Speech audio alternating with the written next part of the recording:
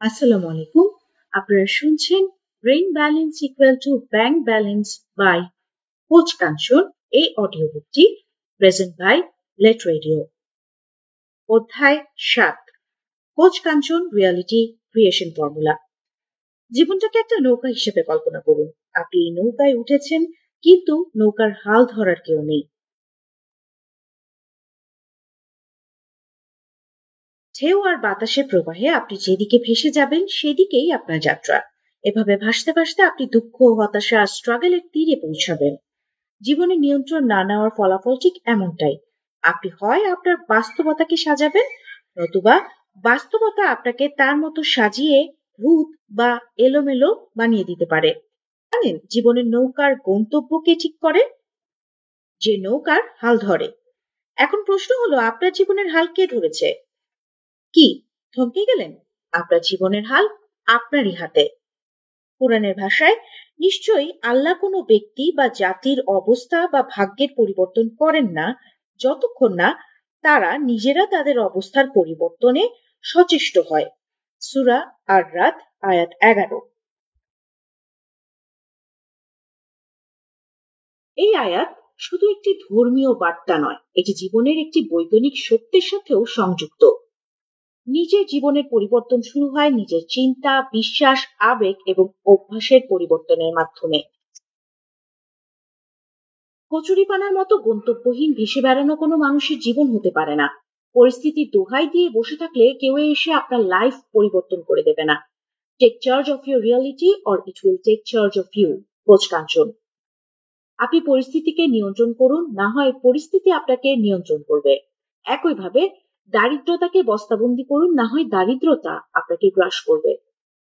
একটি যুদ্ধক্ষেত্রে একজন সেনাপতি তার সৈন্যদের নিয়ে শত্রুর দ্বিগুণ শক্তিশালী বাহিনীর সামনে দাঁড়িয়েছিলেন। সেনাপতি জানতেন তাদের জেতার সুযোগ খুব কম। তিনি তার সৈন্যদের একটি মুদ্রা দিয়ে বললেন, যদি হেড পড়ে আমরা জিতব, টেইল পড়লে আমরা পরাজিত হব। মুদ্রাটিতে হেড পড়ল। সৈন্যরা ভীষণ উৎসাহ নিয়ে যুদ্ধ করল এবং জিতে গেল। যুদ্ধের শেষে সৈন্যরা সেনাপতিকে জিজ্ঞেস করল, আপনার মুদ্রাটি কিভাবে হেড পড়ল? সেনাপতি হাসলেন এবং বললেন, মুদ্রার দুই পাশেই হেড।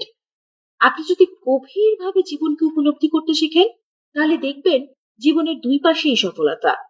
এখানে হারার কিছু নেই, যদি না আপনি ইন্টারনালি হেরে যান। Coach Kanchan reality creation formula: EC multiply AC equals to RC. Emotional continuity multiply aligned consciousness equal to reality creation. আবেগের ধারাবাহিকতা গুণ চিন্তা বা চেতনার সামঞ্জস্য সমান সমান বাস্তবতা তৈরি। ইমোশনাল কন্টিনিউটি: আপনার জীবনে কি এমন কোনো মুহূর্ত ছিল যখন আপনি মনে করেছেন সবকিছু একদম ঠিকঠাক চলছে, তারপর হঠাৎ করে একটা ইমোশনাল বিস্ফোরণ সব এলোমেলো করে দিয়েছে? মনে করুন, আপনি একটি গুরুত্বপূর্ণ প্রেজেন্টেশনের আগে গভীর আত্মবিশ্বাস নিয়ে এগোচ্ছিলেন, কিন্তু অল্প কিছুক্ষণ আগে কারো একটা কথায় আপনার মুড নষ্ট হয়ে গেল, আর সেই একটাই মুড সুইং আপনাকে পুরোপুরি অপ্রস্তুত করে দিল। 12টা বেজে গেল প্রেজেন্টেশনের। এটাই হলো ইমোশনাল কন্টিনিউটির অভাব, যা অনেকের জীবনে সফলতার সবচেয়ে বড় বাধা। আপনার ইমোশন যদি একটি স্থিতিশীল অবস্থান না থাকে, তাহলে আপনি যাই চেষ্টা করুন না কেন সঠিকভাবে কোনো লক্ষ্য অর্জন করতে পারবেন না। ইমোশনাল কন্টিনিউটি কি? ইমোশনাল কন্টিনিউটি বলতে বোঝায় এমন এক ধরনের স্থিতিশীল আবেগ যা জীবনে প্রতিটি ক্ষেত্রে ধারাবাহিক থাকে। ইমোশনাল কন্টিনিউটি মানে হলো আপনার আবেগ একই স্টেটে সচল থাকা। সুখে থাকুন বা দুঃখে, রাগে থাকুন বা শান্তিতে, আপনার ইমোশনের স্থিতিশীলতা বজায় রাখা রিয়েলিটি ক্রিয়েশনের জন্য অত্যন্ত জরুরি। শান্তি বজায় রাখা, সংকটের সময় স্থির থাকা এবং দীর্ঘমেয়াদে সম্পর্ক ও সাফল্য গড়ে তোলার জন্য অপরিহার্য। আমরা অনেক সময় লক্ষ্য করি একজন ব্যক্তি সংকটের সময় অস্থির হয়ে পড়েন এবং অন্য একজন শান্তভাবে সমস্যা সমাধানে মনোযোগ দেন। এই পার্থক্যের মূল কারণ হলো ইমোশনাল কন্টিনিউটি।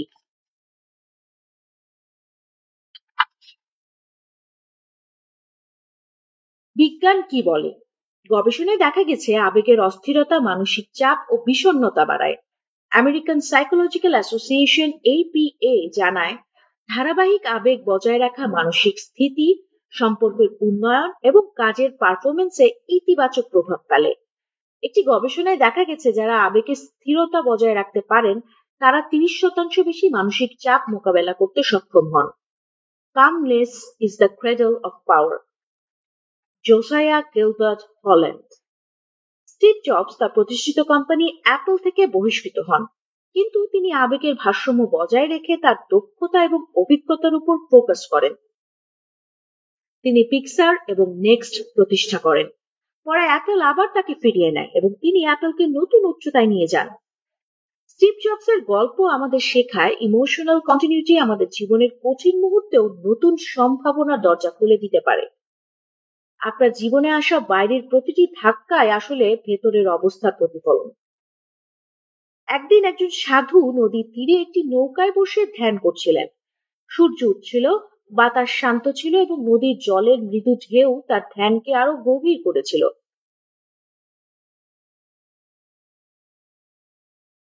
হঠাৎ একটা নৌকা তার ধ্যানের মাঝখানে এসে ধাক্কা লাগায়। সাধু রেগে উঠে ভাবলেন, কার এতটা সাহস যে আমার ধ্যান নষ্ট করলো? তিনি নৌকা চালককে 2 কথা শোনাতে যাবেন। চোখ খুলে নৌকার দিকে তাকালেন এবং দেখলেন নৌকাটা আসলে ফাঁকা। সেটি কোনো মানুষ চালাচ্ছিল না। বাতাস ও নদীর স্রোতেই সেটি তার দিকে ভেসে আসছিল। তৎক্ষণাৎ সাধু বুঝতে পারলেন তার রাগ কোনো বাইরের কারণে নয়, রাগ আসলে তার নিজের ভেতরেই ছিল।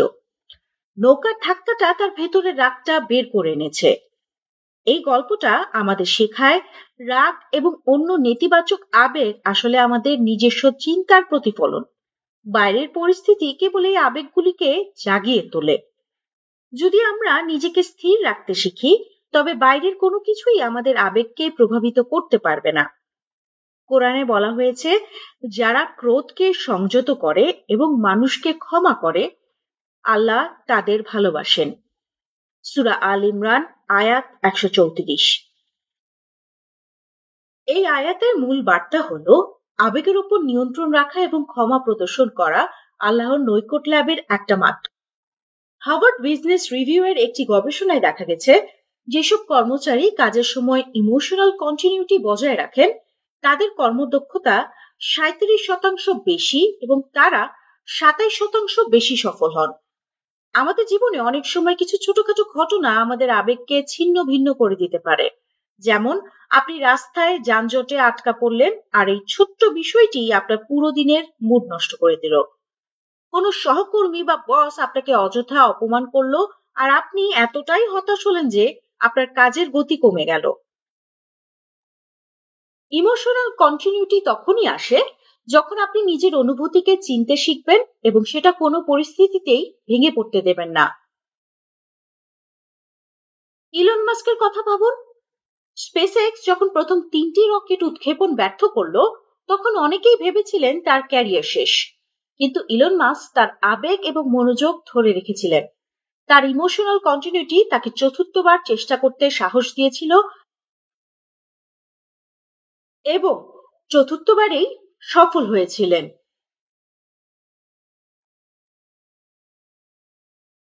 আপনি যদি আসলেই আপনার পরিস্থিতি বদলাতে চান, জীবনে বড় কিছু অর্জন করতে চান, কোটি টাকা আয়কে সহজ বানাতে চান, আপনার আবেগকে একটু স্টেটে আনুন। প্রতিটি ইমোশন একটি নির্দিষ্ট এনার্জি তৈরি করে। নেতিবাচক আবেগ নেতিবাচক এনার্জি তৈরি করে। ইমোশন মানেই হলো এনার্জি ইন মোশন। এই এনার্জি আপনার কর্মদক্ষতা এবং লক্ষ্য পূরণের শক্তিকে প্রভাবিত করে। যদি ইমোশন ধারাবাহিক না থাকে তবে সেই এনার্জি লক্ষ্য পূরণে কাজে লাগে না। বিষয়টা একটু গাণিতিকভাবে ভাবুন। ধরুন আপনার লক্ষ্য হলো 1 কোটি টাকা আয় করা। এই বই পড়ে আপনার ইমোশনাল এনার্জি এখন 100%। আপনি বন্ধুদের আড্ডায় গেলেন, এই বই এবং আপনার কোটি টাকা আয়ের লক্ষ্যের কথা বলে আপনি ট্রলের শিকার হলেন। কেউ বলল এসব আলগা মোটিভেশন বাদ দে। কেউ বলল কোটি টাকা কি মায়ের হাতের মোয়া। আরেকজন বলে উঠল ওসব তাবিজ বিক্রেতাদের কথা মাথা থেকে ঝেড়ে ফেল। এসব বড় স্বপ্ন দেখিয়ে তোরে হিপনোটাইজ করে তোর থেকে টাকা নেওয়ার ফোন দি। এগুলো শুনে আপনার মনে হলো আসলেই আমি ভুল করছি, আমি মনে হয় স্বপ্নের জগতে চলে গিয়েছিলাম। আমার বাস্তবতা তো আসলে কোটি টাকা কামানোর মতো না। এখন আপনার ইমোশন একদম নেতিবাচক এনার্জিতে রূপান্তরিত হয়েছে। আবার কদিন পর আপনি একটি ট্রেনিং সেশনে জয়েন করলেন। ওখান থেকে ইমোশন আপ হয়ে আবার 60% এসেছে। কিছুদিন পর কোটি টাকা আয়ের বিজনেসে নেমে বাধার সম্মুখীন হলেন এবং এখন ইমোশন আবার 20%-এ নেমে আসলো। এমনি ওঠানামার ফলে আপনার ইমোশনাল ধারাবাহিকতা না থাকলে আপনি 1 কোটি টাকা আয়ের মতো বাস্তবতা তৈরি করতে পারবেন না। কারণ আপনার ইমোশনাল এনার্জি একটি স্থিতিশীল অবস্থানে নেই। বিষয়টা অনেকটা অ্যান্টিবায়োটিক খাওয়ার মতো, ধারাবাহিক না খেলে কাজ করবে না। আপনার হৃদয়ের গহীনে লুকিয়ে থাকা ধারাবাহিক ইমোশনই আপনার বাস্তবতা তৈরি করে, হুটহাট হাই হওয়া ইমোশন নয়। আপনার ইমোশনাল কন্টিনিউটি যদি 1 কোটি টাকার লক্ষ্যে ফিক্স থাকে তবে আপনি সেই লক্ষ্য অর্জন করতে পারবেন। কিন্তু যদি ইমোশনাল কন্টিনিউটি নেতিবাচক চিন্তা বা ঋণের ভয়ে আটকা থাকে তাহলে ঋণই আপনার বাস্তবতা হবে। আপনি যদি নিজে উদ্যোগ নিয়ে বাই ডিজাইন আপনার ইমোশনাল কন্টিনিউটি ঠিক না করেন তাহলে বাই ডিফল্ট চলতে থাকবে, যা আপনারই অজান্তে আপনার বাস্তবতা তৈরি করবে। 1 কোটি টাকা আয়ের ইমোশনের জার্নিটা খেয়াল করুন। 100% ইমোশনাল কন্টিনিউটি সমান সমান হাই এনার্জি সমান সমান 1 কোটি টাকা আয়ের বাস্তবতা। 0% ইমোশনাল কন্টিনিউটি সমান সমান 0 এনার্জি সমান সমান অর্জন 0। 60% ইমোশনাল কন্টিনিউটি সমান সমান 60 ভাগ এনার্জি সমান সমান 60 লক্ষ টাকা অর্জন। 20% ইমোশনাল কন্টিনিউটি সমান সমান 20 ভাগ এনার্জি সমান সমান মাত্র 20 লক্ষ টাকার লক্ষ্য পূরণ। এখন নিশ্চয়ই বলবেন কতক্ষণ ইমোশনের ধারাবাহিকতা ধরে রাখতে হবে। সিম্পল, অর্জন হাতে আসার আগ পর্যন্ত। এর মাঝে টুকটাক ইমোশন ফল হতে পারে, তাতে সমস্যা নেই। কিন্তু বেশি সময় ধরে ইমোশন লো থাকলে লো রেজাল্ট আসবে। মূলত লং টাইমে ডমিনেটিং ইমোশনটাই রিয়ালিটিতে কনভার্ট হয়। শুধু 1 কোটি নয়, ইমোশনাল কন্টিনিউটি যদি 100 কোটি টাকায় স্থির থাকে তবে আপনি 100 কোটি টাকা আয়ের সম্ভাবনাও তৈরি করতে পারেন। ইমোশনাল ধারাবাহিকতা আপনার লক্ষ্য পূরণের মূল চাবিকাঠি। সচেতনভাবে নিজের ইমোশন নিয়ন্ত্রণ করুন, নিজের বাস্তবতাকে নিজের হাতে গড়ে তুলুন। Your emotional continuity determines your reality. চেতনার রাজত্ব আপনার জীবনের মায়াজাল। ভাবো ভাবো ভাবা প্র্যাকটিস করো। প্রখ্যাত চলচ্চিত্রকার ঋত্বিক ঘটকের এই কথাটার মর্মার্থ অনেক গভীর। আমরা সব করতে চাই কিন্তু ভাবতে চাই না, কারণ thinking is the hardest thing most people don't do. কোটি টাকা আয় করার জার্নিতে সবচেয়ে কঠিন পার্ট হচ্ছে কোটি টাকা আয়ের চিন্তা ও বিশ্বাস করা। বাকিটা অটো হবে। এই কথাগুলো স্বপ্নের মতো অবিশ্বাস্য লাগে কারণ আমাদের ওল্ড বিলিফ, যা আমাদের সাবকনশিয়াস মাইন্ডে প্রোগ্রামড হয়ে আছে। আমাদের এডুকেশন সিস্টেম, সমাজ ও পরিবার তাদের মতো করে আমার মাইন্ডকে তথ্য দিয়ে প্রোগ্রামড করেছে। এখন আমরা চোখ থাকিতেও অন্ধ, নিজের সম্ভাবনা দেখি না, শক্তি দেখি না। সম্ভাবনা একদম কাছে থাকার পরও দেখি না, শুধু শুধু সমস্যা দেখি। কারণ 30-40 বছর ব্যাপী আমাদের উল্টা পথে তৈরি করা হয়েছে। এই জন্য বড় চিন্তা করতে ভয় পাই। Just flip the secret. বিশ্বাসটাকে পাল্টে দেখুন, জীবনটা পাল্টে যাবে। চলে আসুন 1% দলে। বিশ্বাসে টাকার সমুদ্র, অবিশ্বাসে দারিদ্র। কোচ কাঞ্চন। অনেকেই বলে আমার চিন্তা বিশ্বাস ঠিক আছে, তবু তো জীবনে কোনো চেঞ্জ খুঁজে পাই না। এই কথাটা যে বলেছেন এটাও আপনার ওল্ড বিলিভের কারণেই। এখানে মির্জা গালিবের একটি শের কানে বাজতেছে। उम्र भर यूं ही गलती करते रहो गालिब, धूल चेहराई थी हम आईना साफ करते रहे। সারাটা জীবন সেই একই ভুল করে গেলাম, ধুলি ছিল চেহারায় আর মিছে আমি গালিব আয়নায় মুছছি। মির্জা গালিব। তার মতোই আমাদের অবস্থা। সমস্যা আমাদের বিশ্বাসে। বিশ্বকে দোষ দিয়ে যাচ্ছি। এখন নিশ্চয়ই ভাবছেন, বিশ্বাসে যদি হয় সব, তাহলে বিশ্বাস পরিবর্তন করব কিভাবে? চলুন দেখি কিভাবে তা করা যায়। বিশ্বাস দুই প্রকার। এক, ইমপ্লিসিট বিলিফ বা সাবকনশিয়াস বিলিফ 95%। দুই, এক্সপ্লিসিটি বা কনশিয়াস বিলিফ 5%। অর্থাৎ আপনার দুই মাইন্ড দুই ধরনের জিনিস বিলিভ করে। এতে ভেতরে শুরু হয় পৃথিবীর সবচেয়ে রক্তক্ষয়ী যুদ্ধ। এটাই ইনার ব্যাটল। আর বিজনেস সাকসেসের 80% ইনার ব্যাটল, যে যুদ্ধে শুধু আপনার জীবনটা রক্তাক্ত হয় এবং স্বপ্নগুলো মারা যায়। এজন্যই দরকার অ্যালাইনড কনশাসনেস। এক্সপ্লিসিটি বিলিফকে রিপিটেশনের মাধ্যমে ইমপ্লিসিটি বিলিফে রূপান্তর করতে হবে, যেন দুই মাইন্ড একই লক্ষ্যে কাজ করে। এটাই অ্যালাইনড কনশাসনেস। সাফল্যের আশ্চর্য প্রতীক অ্যালাইনড কনশাসনেস। চিন্তা চেতনার সামঞ্জস্য কি? অ্যালাইনড কনশাসনেস হলো যখন আপনার চিন্তা, বিশ্বাস এবং কাজ একই লক্ষ্যের দিকে আগায়। আপনার মন এবং আত্মা যদি দ্বিধাদ্বন্দ্বিত হয়, তাহলে সাফল্যকে আলিঙ্গন করা সম্ভব নয়। স্ট্যানফোর্ড ইউনিভার্সিটির গবেষণায় দেখা গিয়েছে, যেসব মানুষের চিন্তা এবং কাজের মধ্যে সামঞ্জস্য থাকে, তারা জীবনের 87% বেশি সফল হয়। কল্পনা করুন আপনি একজন চিত্রশিল্পী। আপনার হাতে একটি ক্যানভাস ও একটি তুলি। প্রতিটি স্ট্রোক আপনার চিন্তা, বিশ্বাস এবং অনুভূতিগুলোর প্রতিচ্ছবি। এই ক্যানভাস আপনার জীবন, আর আপনার চিন্তা এবং চেতনা, সেগুলোই সেই রং যা আপনার ভবিষ্যৎ আঁকছে। কিন্তু সমস্যা কোথায়? প্রত্যেকে এই ক্যানভাস আঁকছে, কিন্তু বেশিরভাগ মানুষ জীবনের রং চেনে না। জানেই না যে তারা চাইলে রং চেঞ্জ করতে পারে, চিত্রকর্মে নতুন কিছু যোগ করতে পারে। গদবাঁধা একই রঙের ছবি এঁকে চলছে।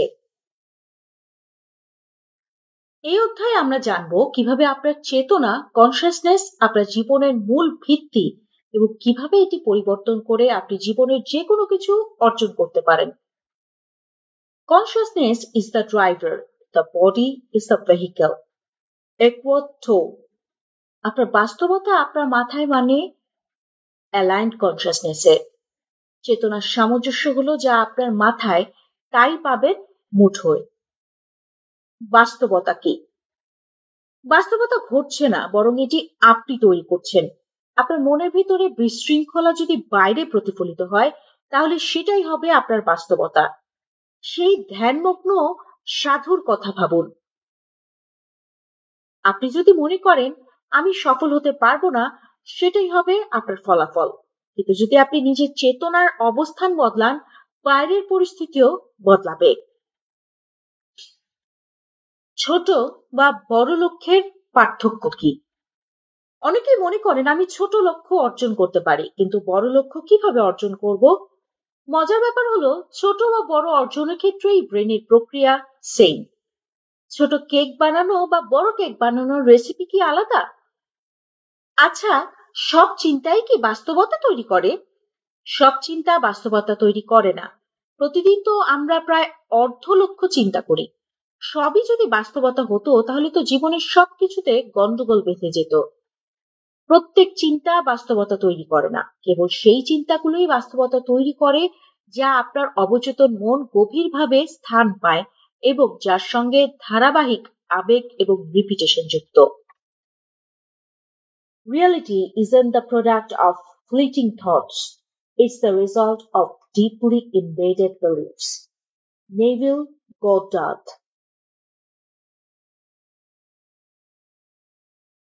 সচেতন বনাম অবচেতন মনের পার্থক্য। সচেতন মন যুক্তিবাদী এবং বিশ্লেষণী। এটি প্রতিদিনের কাজ পরিচালনা করে, কিন্তু এটি বাস্তবতা তৈরি করতে পারে না, super slow.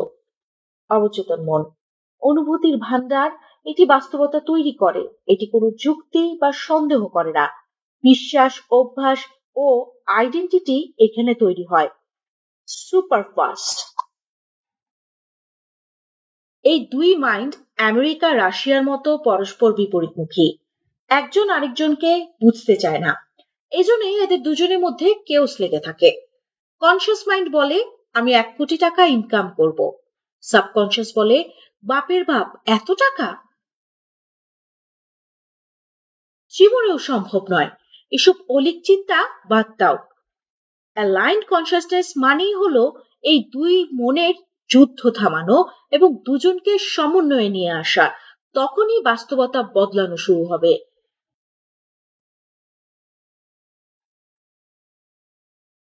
The conscious mind thinks, but the subconscious mind creates.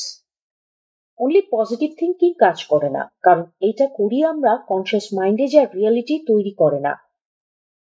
Reality তৈরি করে সাবকনসিয়াস মাইন্ড। ওপরের লাইন দুটো বোঝা ভীষণ গুরুত্বপূর্ণ। আবার পড়ুন। পজিটিভ থিঙ্কিং কাজ করে না যদি না সেটা সাবকনসিয়াস থিঙ্কিং হয় এবং সাথে ইমোশনাল কন্টিনিউটি থাকে।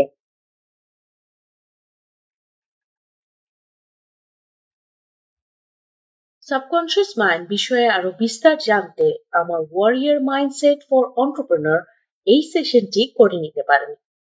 কোচ কাঞ্চন একাডেমিতে গিয়ে বিবিএম অর্থাৎ business blue point master course, এই কোর্সে এনরোল করলেই পাবেন ব্র্যান্ডিং, নিউরো মার্কেটিং সহ 10টি কোর্সের বান্ডল এবং সাথে এন্টারপ্রেনার মাইন্ডসেট এই ক্লাসটি। A balanced mind creates a balanced life. আপনার চেতনা যদি বিশৃঙ্খল হয় তাহলে আপনার জীবনও বিশৃঙ্খল হবে, কিন্তু যদি আপনার চেতনা স্থিতিশীল এবং প্রাচুর্যময় হয় তাহলে আপনার জীবনও প্রাচুর্যময় হবে। একদিন এক বৃদ্ধ তার নাতিকে বললেন, তোমার মনে দুটো দৈত্য বাস করে।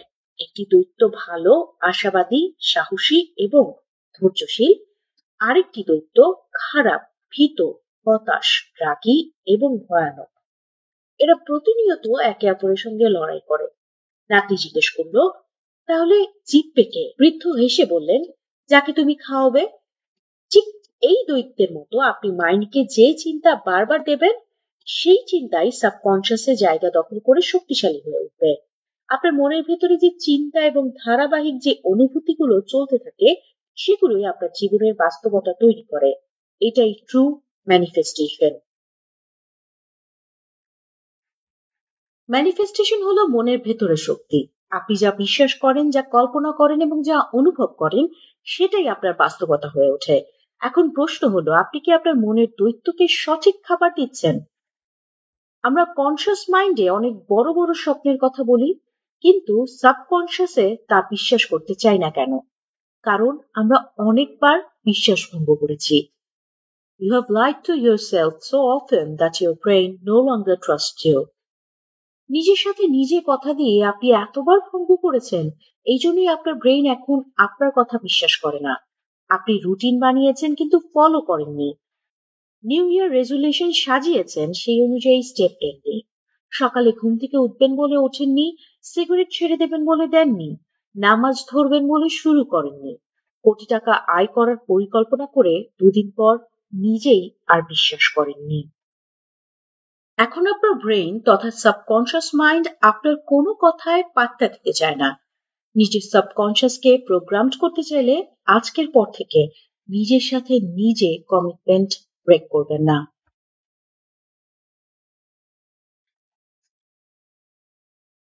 আপনি যা ভাবেন, বিশ্বাস করেন এবং অনুভব করেন, তাই আপনার জীবনের রূপ তৈরি করে। এটি কোনো কাকতালীয় বিষয় নয়, বরং এর ভিত্তি হলো চেতনা, কনশিয়াসনেস। সাইকোলজি এবং নিউরোসায়েন্সের গবেষণায় উঠে এসেছে, চেতনা আমাদের বাস্তবতার নির্মাতা। ডেভিড আর হকিংস তার বিখ্যাত বই পাওয়ার ভার্সেস ফোর্সে বলেছেন, consciousness is the essence of life itself, অর্থাৎ চেতনা হলো জীবনের মূল উপাদান। গভীরভাবে বোঝা জরুরি যে চেতনা শুধু চিন্তার বিষয় নয়, এটি আপনার দেহ, মন এবং আত্মার অভ্যন্তরীণ শক্তি। সঠিকভাবে চেতনার সাথে কাজ করলে আপনি নিজের জীবনকে যে কোনো দিকে পরিবর্তন করতে পারবেন। কনশিয়াসনেস বা চেতনা হলো সেই চিন্তা বা উপলব্ধি যা আমাদেরকে বুঝতে দেয় যে আমরা আছি এবং আমরা কি করছি। এটি এমন একটি শক্তি যা প্রতিটি চিন্তা, অনুভূতি এবং কাজকে পরিচালিত করে। Consciousness is the ground of all being. Amit Goswami. চেতনা আসলে আমাদের অভ্যন্তরীণ দুনিয়ার আয়না। আপনি যদি পজিটিভ চেতনায় থাকেন তবে আপনার চারপাশের দুনিয়াও পজিটিভ মনে হবে। অন্যদিকে নেগেটিভ চেতনা আপনাকে হতাশা এবং সমস্যার গভীরে নিয়ে যায়। গবেষণা বলেছে যে কোনো চিন্তা বা কাজকে অভ্যাসে পরিণত বা অটোমেট করতে 21 থেকে 66 দিন সময় লাগে। আমি বলি এক চিল্লা মানে একটানা 40 দিন করুন, তাহলেই সেটা সাবকনশিয়াস মাইন্ডে গিয়ে অটো কনসিয়াসনেস তৈরি করবে। যেমন দাঁত ব্রাশ করা শিখে গেছেন, এখন অটো ব্রাশ করতে পারেন। সাঁতার শিখে গেলে পানিতে নামলে অটো সাঁতার কাটেন। ঠিক এভাবেই কোটি টাকা আয়ের বিষয়টাও কনসিয়াস থেকে সাবকনসিয়াসে বিলিভ নিয়ে অটো করতে হবে। সিগমন্ড ফ্রয়েড বলেছেন, The subconscious mind is a respiratory of our untapped potential and creativity. কিভাবে অ্যালাইনড কনসিয়াসনেস তৈরি করবেন? চেতনার বিভিন্ন স্তর একত্রে কাজ করলে জীবন সফলতার পথে এগিয়ে যায়। নিচে কিছু বিজ্ঞানসম্মত কৌশল শেয়ার করলাম। 1. পজিটিভ চিন্তার অভ্যাস গড়ে তুলুন। ডক্টর বারবারা ফ্রেডরিকসনের গবেষণায় বলা হয়েছে, positive thoughts broaden our perspective and build long term resilience. 2. Negative কথার প্রভাব বুঝুন। গবেষণায় প্রমাণিত হয়েছে একটি নেগেটিভ চিন্তা 4 থেকে 7 গুণ বেশি শক্তিশালী, যা আপনাকে থামিয়ে দেয়। 3. অবচেতন চেতনার পুনর্গঠন। অ্যাফার্মেশন চর্চা করুন। প্রতিদিন পজিটিভ বাক্য বলুন, শুনুন, অনুভব করুন। আমি সফল, আমি ধনী, আমি শক্তিশালী। 4. ভিজুয়ালাইজেশন প্র্যাকটিস করুন। ডক্টর জো ডিসপেন্সার গবেষণায় বলা হয়েছে, visualization activates the same brain areas as performing the action itself. 5. Meditation. নিউরোসায়েন্সের গবেষণায় বলা হয়েছে, ফর্মাল ও ইনফর্মাল যে কোনো মেডিটেশন মানসিক চাপ কমায় এবং চেতনার উচ্চ স্তরে পৌঁছাতে সাহায্য করে। 6. প্রার্থনা বা সেলফ রিফ্লেকশন চর্চা করুন।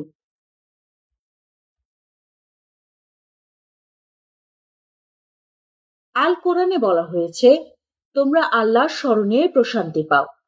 সূরা রাদ আয়াত 28। 7. রিপিটেশন। একই জিনিস বারবার করে সাবকনশিয়াসকে প্রোগ্রামড করতে হবে। Repetition form new believe. Consciousness এবং বাস্তবতা। আপনার চেতনা যদি নেগেটিভ চিন্তা হয় বা সন্দেহ ভরা থাকে, তবে আপনার বাস্তবতা সেভাবেই রূপ নেবে। অন্যদিকে পজিটিভ এবং সৃজনশীল চেতনা আপনার জীবনকে সাফল্য, আনন্দ এবং শান্তিতে ভরিয়ে দেবে। আপনার অ্যালাইনড কনসিয়াসনেস আপনার ভবিষ্যৎ পরিবর্তনের চাবিকাঠি। RC, reality creation. যখন ইমোশনাল কন্টিনিউটি এবং অ্যালাইনড কনসিয়াসনেস একত্রিত হয়, তখন আপনি আপনার কাঙ্ক্ষিত বাস্তবতা তৈরি করতে পারেন। আপনি সঠিক আবেগ এবং চিন্তার সুর মেলালে কাজগুলো হয়ে যাবে যেন ম্যাজিকের মতো। একজন ব্যবসায়ী হিসেবে আপনি একটি বড় চুক্তির জন্য প্রস্তুতি নিচ্ছেন। যদি আপনার ইমোশন অস্থির থাকে, বিষণ্ণতা বা উদ্বেগ, তাহলে আপনার আত্মবিশ্বাসে ঘাটতি দেখা দিবে। যদি আপনার কনসিয়াসনেস বিভ্রান্ত হয়, লক্ষ্য অস্পষ্ট, তাহলে সিদ্ধান্ত নিতে পারবেন না। কিন্তু যদি ইমোশন এবং কনসিয়াসনেস একত্রে কাজ করে, আপনি সহজেই সেই চুক্তি জয় করতে পারবেন। আপনার জীবনের প্রতিটি ক্ষেত্রে EC multiply AC equals to RC একটি শক্তিশালী ফর্মুলা। এটি আপনাকে শেখায় নিজের আবেগকে স্থির রাখতে, নিজের চিন্তা, বিশ্বাস ও কাজকে সামঞ্জস্যপূর্ণ করতে। আপনি কি আজ আপনার ইমোশন এবং চিন্তার মধ্যে সামঞ্জস্য বজায় রাখতে পেরেছেন? আপনার জীবনের সফলতা আপনার ইমোশন এবং কনসিয়াসনেসের গুণফল। কোচ কাঞ্চন।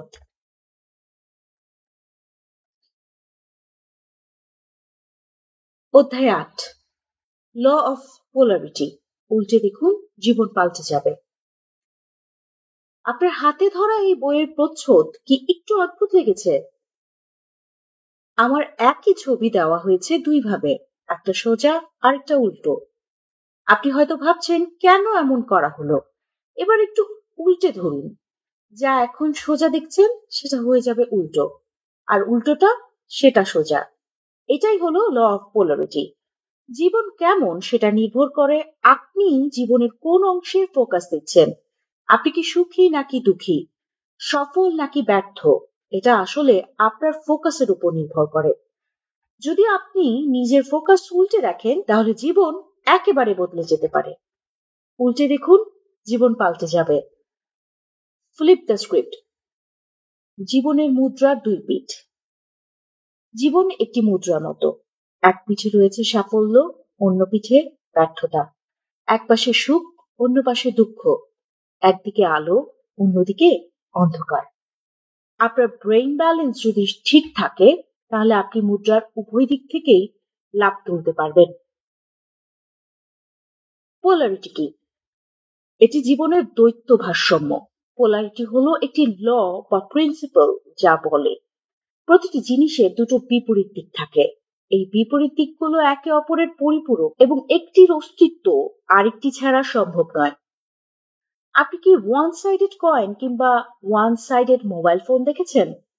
সবকিছুরই দুই সাইড আছে, এছাড়া কোনো কিছু এক্সিস্ট করা সম্ভব নয়। আলো এবং অন্ধকার, সাফল্য এবং ব্যর্থতা, প্রতিযোগিতা এবং উদ্ভাবন।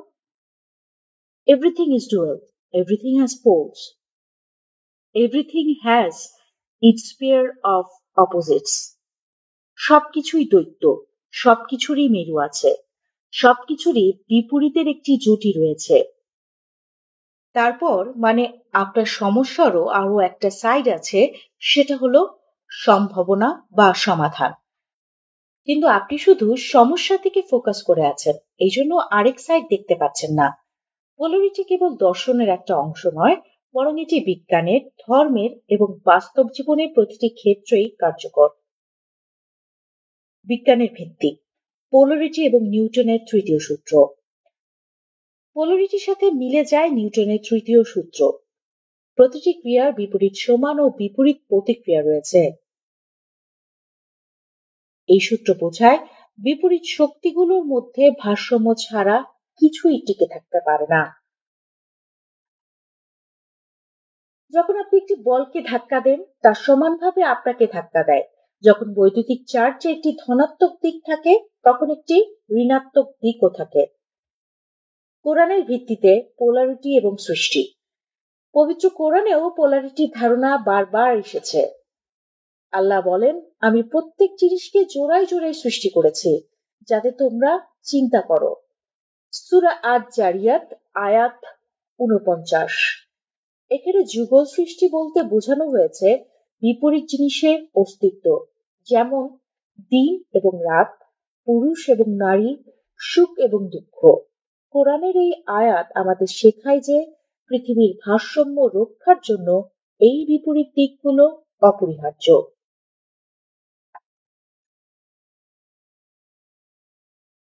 পোলারিটি এবং ব্যবসায় উদাহরণ, প্রতিযোগিতা এবং উদ্ভাবন।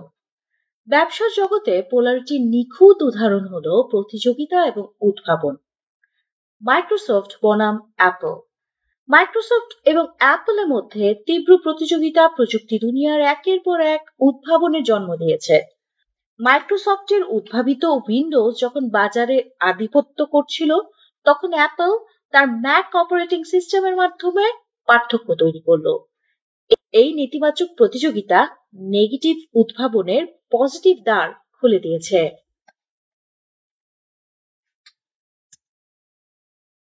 জীবনে পোলারিটির বাস্তবতা। ধরুন আপনি ব্যর্থ হয়েছেন, সেটা কি শেষ? না, ব্যর্থতা মানে সাফল্যের বিপরীত নয়, বরং সাফল্যের আরেকটা রূপ। পোলারিটি শেখায় প্রতিটি ব্যর্থতা আসলে সাফল্যেরই বীজ বহন করে। আপনার জীবনে প্রতিটি দুঃখ ঠিক তাই, এটি সুখের বিপরীত নয়, বরং সুখের পথ তৈরি করার একটা প্রক্রিয়া। Brain balance equal to bank balance. এখন পর্যন্ত আমরা কিভাবে ভাবি, যদি আমার ব্যাংক ব্যালেন্স ঠিক থাকে তাহলে আমার জীবন ঠিক থাকবে। কিন্তু আপনি কি জানেন এটি আসলে উল্টো? আপনার ব্রেইন ব্যালেন্সই আপনার ব্যাংক ব্যালেন্স ঠিক করে। যদি আপনি ব্যর্থতাকে চ্যালেঞ্জ হিসেবে নিতে না শেখেন, যদি আপনি জীবনের উল্টো দিকটা সোজাভাবে দেখতে না পারেন, তাহলে আপনার সাফল্য অসম্ভব। তাদের জীবনই বদলেছে যারা ব্যর্থতাকে সাফল্যের সিঁড়ি বানিয়েছিলেন। খারাপ সময়ের মাস্টার ক্লাস। আচ্ছা, আমাদের জীবন জুড়ে এত কষ্ট, দুঃখ আর হতাশা কেন? আপনার মনে কি কখনো এই প্রশ্ন জেগেছে? আমাদের চারপাশে ভালো কিছু থাকার পরও আমরা কেন সব সময় খারাপকে বড় করে দেখি? এর কারণ হলো আমাদের ব্রেইনে সঠিক জায়গায় ফোকাস করার প্রোগ্রাম নেই। আপনি যেখানে ফোকাস, সেটাই আপনার জীবনে ম্যাগনিফাই হবে। Where you focus expands.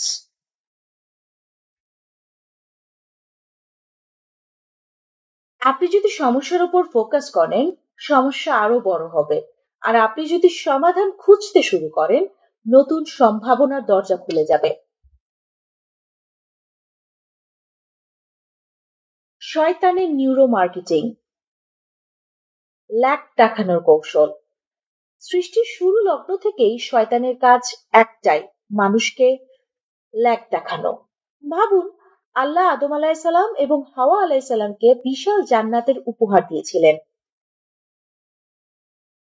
সেখানে অসংখ্য সুযোগ সুবিধা এবং আনন্দ ছিল, কিন্তু শয়তান তাদের ফোকাস সরিয়ে নিয়ে গেল একটি নিষিদ্ধ গাছের দিকে। শয়তান বলল, তোমাদের সব আছে ঠিক, কিন্তু এই গাছটার ফলটা তোমাদের নেই। শয়তান জানে আল্লাহর ব্লেসিং আটকানো তার পক্ষে সম্ভব নয়, তাই তিনি ল্যাক দেখানোর কৌশল ব্যবহার করলেন। যদি আদম আলাইসাল্লাম আর হাওয়া আলাইসাল্লাম সেই ব্লেসিং এর উপর ফোকাস করতেন, তাহলে কি শয়তানের এই ফাঁদে পা দিতেন? আপনার ফোকাস ঠিক না থাকলে আপনি জীবনেও শান্তি ও সফলতা পাবেন না। নেপোলিয়ন হিল বলেন, জীবনের প্রতিটি সমস্যার ভেতরেই লুকিয়ে আছে সমান বা তার চেয়েও বড় একটা সম্ভাবনা। Every problem has equal or greater possibilities. আপনি কোন দিকে ফোকাস করছেন, সেটাই আপনার ভবিষ্যৎ নির্ধারণ করে। সমস্যার ভেতর থেকে সম্ভাবনা খুঁজে বের করা। ভাবুন, আপনি একটি পাকা কাগজ হাতে নিলেন। কাগজের মাঝখানে একটা ছোট কালো বিন্দু আঁকা আছে। বেশিরভাগ মানুষ সেই কালো বিন্দুটাই দেখতে থাকবে, কিন্তু এই বিন্দু ছাড়াও পুরো কাগজটি ফাঁকা। আপনার পুরো কাগজটিকে ব্যবহার করার সুযোগ আছে। তবু আপনি যদি শুধু বিন্দুটার দিকেই ফোকাস করেন, তাহলে বাকি সমস্যাগুলো মিস করবেন। আমাদের জীবনের খারাপ সময়ও এই কালো বিন্দুর মতো। আপনার জীবন কতটুকু ফাঁকা এবং সম্ভাবনাময়পূর্ণ তা দেখতে শিখুন। ফোকাস পরিবর্তন করুন, শয়তানের ফাঁদ এড়িয়ে চলুন। যখন কষ্ট আসে, তখন শয়তান আমাদের আল্লাহর ব্লেসিং গুলো থেকে চোখ সরিয়ে সমস্যা দেখায়। কারণ ব্লেসিং দেখলে আমরা শুকরিয়া করব, আর শুকরিয়া দিলে আল্লাহ আরো বেশি দান করবেন। তখন আল্লাহর সাথে আরো কানেক্ট হয়ে যাব। তখনই শয়তানের খেলা শেষ। কোরআনে আল্লাহ বলেছেন, যদি তোমরা কৃতজ্ঞ হও, আমি তোমাদের আরো বেশি দান করব। সূরা ইব্রাহিম আয়াত ৭। শয়তান জানে সে আল্লাহর ব্লেসিং আটকাতে পারবে না, তাই সে কৌশলে আমাদের ফোকাস বদলাতে চায়। প্রতিবার কষ্ট এলে নিজেকে প্রশ্ন করুন, আমি কি শয়তানের দেখানো ল্যাক দেখব, নাকি আল্লাহর দেওয়া ব্লেসিং এর উপর ফোকাস করব? ফোকাস বদলান, ফলাফল বদলে যাবে। উল্টে দেখুন, জীবন পাল্টে যাবে। আপনার জীবনের চ্যালেঞ্জগুলো কিভাবে দেখছেন, সেটাই আসল। আপনি যদি এগুলোকে বাধা মনে করেন, তাহলে আপনি আটকে যাবেন। কিন্তু যদি এগুলোকে সুযোগ মনে করেন, তাহলে এগুলোই আপনার সাফল্যের পথ তৈরি করবে।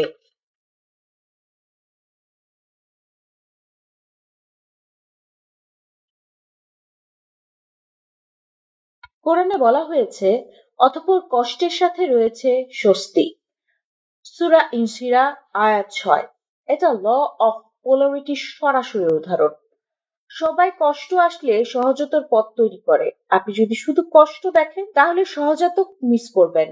আপনার ব্রেইন ব্যালেন্স ঠিক করুন, ব্যাংক ব্যালেন্স ঠিক হয়ে যাবে।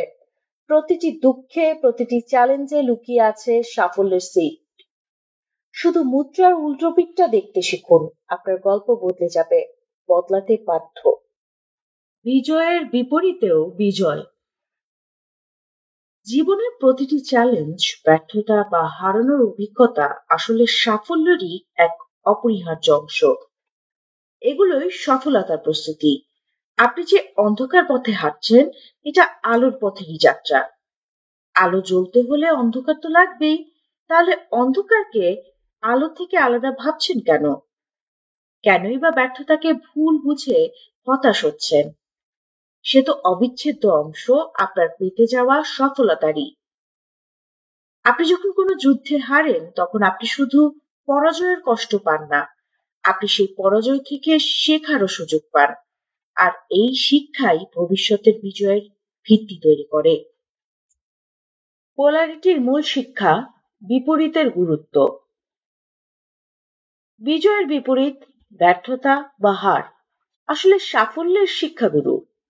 যদি আপনি কখনো ব্যর্থ না হতেন তাহলে সফলতার মূল্য বুঝতেন না। ব্যর্থতা আপনার ভেতরের শক্তি, জ্ঞান এবং ধৈর্য তৈরির পটভূমি। তাই এই বিপরীত আপনার বিজয়ের অংশ। বাস্তব উদাহরণ: ১. Thomas Edison. এডিসন প্রায় 10,000 বার ব্যর্থ হয়েছিলেন একটি বৈদ্যুতিক বাল্ব আবিষ্কার করতে। কেউ যদি তাকে শুধু সেই ব্যর্থতার জন্য বিচার করত, তাহলে তিনি ইতিহাসের পরাজিত একজন মানুষ হতেন। কিন্তু তার প্রতিটা ব্যর্থতা তাকে সাফল্যের আরো কাছে নিয়ে গিয়েছিল। ২. Michael Jordan. পৃথিবীর সবচেয়ে সফল বাস্কেটবল খেলোয়াড়। তিনি বলেছেন, আমি আমার ক্যারিয়ারের 9,000 শট মিস করেছি। আমি প্রায় 300টি ম্যাচ হেরেছি। 26 বার আমাকে বিজয়ী শট নেওয়ার দায়িত্ব দেওয়া হয়েছিল, কিন্তু আমি তা করতে ব্যর্থ হয়েছি, বারবার ব্যর্থ হয়েছি। আর এই কারণেই আমি সফল হয়েছি। ব্যর্থতা বিজয়ের ভিন্ন রূপ। এখন আপনি হয়তো বলবেন, এই গল্প তো আমি আগেই জানি। কিন্তু গল্প শোনা আর গল্পের গভীর মর্ম বোঝা এই দুটো এক জিনিস নয়। আপনি কি কখনো নিজের শৈলের ব্যাপারে বলেন, ব্যাক আমার নয়, আমি শুধু ফ্রন্ট নেব? তাহলে কেন বলেন, ব্যর্থতা আমার নয়, আমি শুধু সফল হতে চাই? আপনি কি মনে করতে পারেন কিভাবে হাঁটতে শিখেছিলেন? সেই প্রথম দিনের কথা মনে করুন, যখন আপনি উঠে দাঁড়াতে চেয়েছিলেন কিন্তু বারবার পড়ে গিয়েছিলেন। কখনো কি বলেছিলেন, এটা আমার ব্যর্থতা, আমি আর চেষ্টা করব না? না, আপনি বারবার পড়ে গিয়েছেন আর তারপর উঠে দাঁড়াতে শিখেছেন। আপনার জীবনের শুরুই হয়েছে ব্যর্থতার হাত ধরে। হাঁটতে গিয়ে আপনি কতবার হোঁচট খেয়েছেন? সাঁতার শিখতে গিয়ে কতবার হাবুডুবু খেয়েছেন? লিখতে গিয়ে কয়বার চক বা পেন্সিল ভেঙেছেন?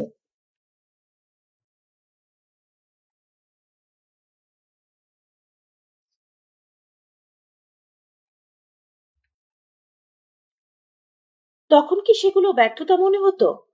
না, কারণ সেগুলোই আপনাকে আজ হাঁটতে, লিখতে এবং সাঁতার শিখিয়েছে। কিন্তু আজ আপনি ব্যর্থতাকে পর ভাবছেন, আর সেখানেই সমস্যা। হোঁচটকে আপন ভাবুন। হোঁচট খেয়ে যদি থেমে যেতেন তাহলে আজ হাঁটতে শিখতেন না। লিখতে না পারলে আজ আপনি নিজের নামটাও লিখতে পারতেন না। তাহলে কেন আজ ব্যর্থতাকে ভয় পাচ্ছেন? মনে রাখুন, যতবার হোঁচট খাবেন ততবারই শক্তিশালী হয়ে উঠবেন। ব্যর্থতা আপনার নয়, এমনটা কখনো ভাববেন না। কারণ ব্যর্থতা কেবল বিজয়ের আরেকটা রূপ। আপনার কাজ হলো এই রূপটাকে চিনে নিতে শেখা। মানুষের জীবনের সবচেয়ে বড় ব্যর্থতা হলো ব্যর্থতাকে আপন ভাবতে না পারা, অথচ ব্যর্থতা বিজয়ীরই ভিন্ন রূপ। কোচ কাঞ্চন। এই শিক্ষা বুঝতে পারলেই আপনি জীবনের প্রতিটি চ্যালেঞ্জকে আলিঙ্গন করতে শিখবেন। যখন ব্যর্থতা আসবে তখন বলবেন, তোমাকে স্বাগত, তুমি আমাকে বিজয়ের পথ দেখাবে। অধ্যায় ৯, নতুন বছরকে জয় করার রোডম্যাপ। এই বই যখন লিখছি তখন ছিল 31st নাইটের উৎসব। ব্যাপক আতশবাজির পর আজ নতুন বছর শুরু হচ্ছে। আমি আতশবাজিকে না বলছি, ইভেন নিজে দেখতেও যাইনি। কারণ পৃথিবীর প্রতিটি প্রাণের হ্যাপিলি বেঁচে থাকার অধিকার আছে। কুকুর বা বিড়াল গোত্রীয় প্রাণীর শ্রবণ ক্ষমতা মানুষের চেয়ে 4 গুণ বেশি। তাহলে বুঝুন এই বিকট শব্দগুলো ওদের জন্য কত ভয়ানক ও অসহনীয়। অনেক পাখিরা তো আতঙ্কে মারাই যায়।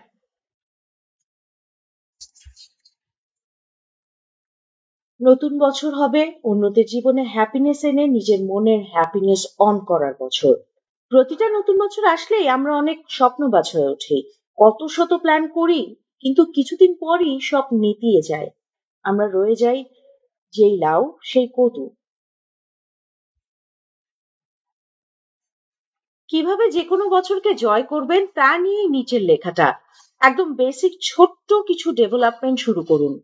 নতুন বছর মানে শুধু জানুয়ারির 1 তারিখ হতে হবে এটা আমি মানি না। আপনি যেখান থেকে আপনার জীবনের পরিবর্তন শুরু করবেন সেটাও আপনার নতুন বছর। আপনার নতুন জীবনের শুরু ওখান থেকেই। It's you but brand new.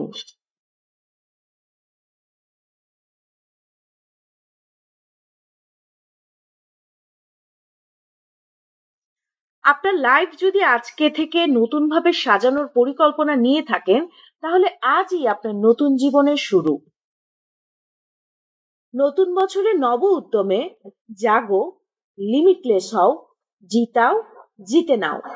নতুন বছর এসেছে, এই বছর অনেকেই হেরে যাবে কিন্তু আপনি তাদের একজন হতে পারবেন না। আপনাকে জিততেই হবে, কারণ বিজয় আপনার লাগবেই। আমরা ভাবি সফল হতে চাইলে কোনো ম্যাজিক দরকার, কিন্তু সত্যি বলতে সাফল্যের পেছনে কোনো জাদু নেই। সাফল্য আসে দক্ষতা অর্জন থেকে। Work on your self and C the magic. বেশিরভাগ মানুষ ব্যর্থ হয় কারণ তার মোমেন্টাম ধরে রাখতে পারে না।